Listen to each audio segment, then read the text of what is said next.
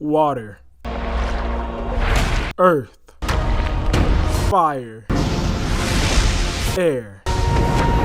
Long ago, this opening used to be gas, but then every YouTuber started using it, so I think I'm going to stop doing this bit. So what is the best element? Is it the emotion of fire, the freedom of air, the change of water, or the connection of earth? A lot of people think the correct order is fire, water, air, and earth, which is just wrong. Or they pick air, water, fire, earth, which is also wrong. That's where I come in. Going from weakest to strongest, I'm going to give you pros and cons to why I place them where I place them. And from there, you can decide if I'm right or wrong. By the way, whatever you pick is an opinion. Whatever I pick is a factual opinion, because this is my opinion, but it's also fact. Fire is the first on the list. Firebending is the most destructive element. It's crazy how devastating firebending can be with someone who actually can use it properly. And when you include the sub-elements, it gets 10 times more destructive. So why is it last? Besides it having the worst defense out of the 4 elements, you can kill yourself by accident. Iroh said himself, "Stomach detour is critical.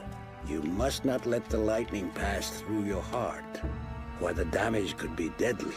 As for combustion bending, if you get hit in the head too hard and try to use combustion bending, you will die. That's how Sparky Boom Boom Man died. And unlike every other element where you can start and stop instantly, combustion bending's like a gun. Once you pull that trigger, you can't stop it. It has to come out. And that's how the girl combustion bender died. She shot the bullet, someone put metal around her head, and then she couldn't stop the bullet from coming out. So since it doesn't have that good of defense, and you can end your life, it's last. And just like this guy said, it's pretty fucking cool. I would want it just because how cool it looks. Third on the list, a lot of you guys are going to hate this, but it's water.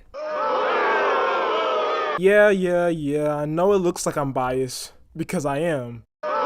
But it's valid, let me explain. Besides air, water's the second most versatile element out there. You can do so much with it, and that's before you add the sub-elements. Sub-elements such as healing. I don't think I have to explain healing. Spirit bending. I mean, unless you're fighting someone in the spirit world, this is kind of useless to humans. But hey, at least you're the only element that can fight spirits. Being able to turn the water into ice, very versatile, very cool. And if you remember, Katara would have lost to Azula if she wasn't able to freeze water. So it's pretty useful. And last but not least, blood bending. The strongest the strongest bending in Avatar, hands down. Nothing can beat blood bending. So with all these pros and blood bending, how is water third? Well, with all these abilities, they all have nerfs, some way, somehow. Ice is fine, I don't think it needs a nerf. It's just ice. Spirit bending is fine, it doesn't harm people unless you're in a spirit world. As for healing, it looks like you have to stay stationary to heal people. You can't just run and heal yourself. You probably have to stay stationary to focus on healing that wound or whatever. So that's a nerf. And as for blood bending, a lot of you guys from the poll kept saying blood bending.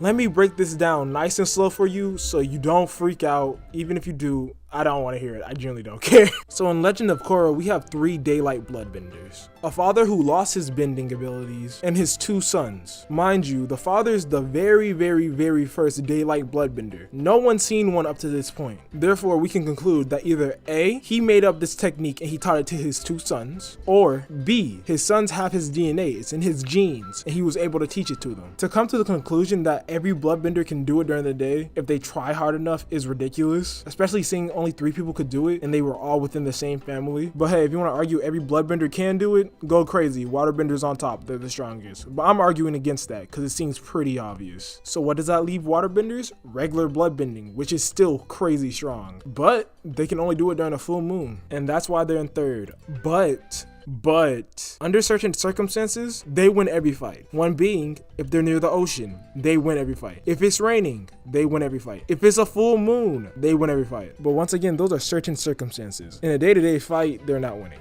And that leaves air and earth. I'm gonna be very transparent with you guys. Earth is my favorite. Yeah, I know. But since I said that, it should come to no shock that earth is first.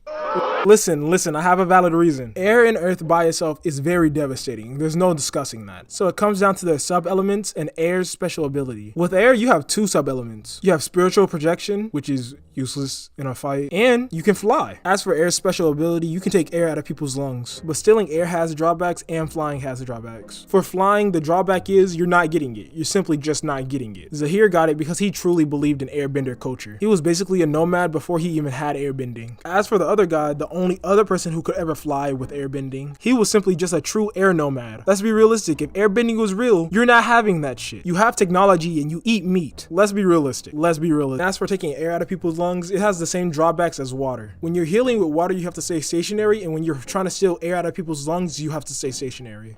But how would you know this? Just watch Legend of Korra. Zahir does it twice. The first time he does it is to someone who cannot fight back, who doesn't have bending at all. The second time he does it is to Korra when she's just not fighting back anymore. And each time he has to stay stationary. Yes, he moves a little while doing it to the Earth Queen, but when there's actual pushback while he does it to Korra, he has to stop. So this really only works if someone's weaker or they just can't fight back. And that leaves Earth. Earth is the only element with crazy strong abilities with no drawbacks. With fire, you have to stay stationary to build up energy to shoot lightning out of your fingertips. For water, it has to be a full moon for you to be able to use your strongest ability, and you have to stay stationary to use healing. For air, you're not getting flight, and you have to stay stationary to steal air out of people's lungs. And Earth, it has none of that. It has no stationary anything unless you're trying to pick up something really, really big. I feel like when people think of earthbending, they immediately think of Toph, which is fine. She is a really good earthbender, but everybody forgets the first time Aang fought King Bumi. Look at this. King Bumi is just taking regular steps, and he can attack from that far away. Mind you, he's not stomping fast. He's just walking normally. Airbenders are the fastest benders. And look at Aang running full speed and how King Bumi just sinks him into quicksand. Look at the movement. He sinks into the ground so smoothly and then pops up a second later so fast. Mind you, this is a higher platform. Base earthbending is really good. Now add sub-elements with no drawbacks, it's just broken at that point. Seismic sense. No one can sneak up on you at all. Metal bending. You can walk with a suit of metal while earthbending. That's insane. Not to mention the whips they have with metal bending. Oh my gosh. Even the weakest sub-element for Earth, sand bending, is very useful. Glass is made out of sand, and you're able to bend sand, so you're able to bend glass. And this isn't just me talking out of my ass, it happens in the Kyoshi novels. Something happens where a lot of glass gets stuck in her neck, so she has to earth bend it, make it into a clump, take it out, and heal herself with water bending. And then you have lava bending, which is just broken. Realistically, someone can trap your feet like Aang did to Fire Lord Ozai, and while you're trapped, they just put lava under your feet. You can't tell me that's not insane. So that's my list. Fire's last, water's third, air's second, earth is first. If you don't like it, sounds like a fucking personal problem, fucking bitch. How the fuck is Earth winning? You can literally make blades and whips out of water, and you have blood bending. You can control people and use their bending. How the fuck is it not the most powerful? I can't. I could understand air because you can take air out of someone, but blood bending? I like this guy's comment. It just shows that he's really passionate about the show, and I fuck with that. I didn't go into everything the 4 elements can do. Like everything he just listed, Earth can do, minus the blood bending. But that's even debatable too, but we're not gonna get into it. If you think I'm wrong, put it in the comments. And maybe, just maybe, I'll make a part 2 debunking your comments, cause you guys are wrong. You are wrong. Also, piss bending? Yeah, even if I have earth bending, I'm giving up. You could have HIV. I'm not getting that shit. Other than that, hope you enjoyed. Fuck liking, fuck subscribing, comment, and jingle.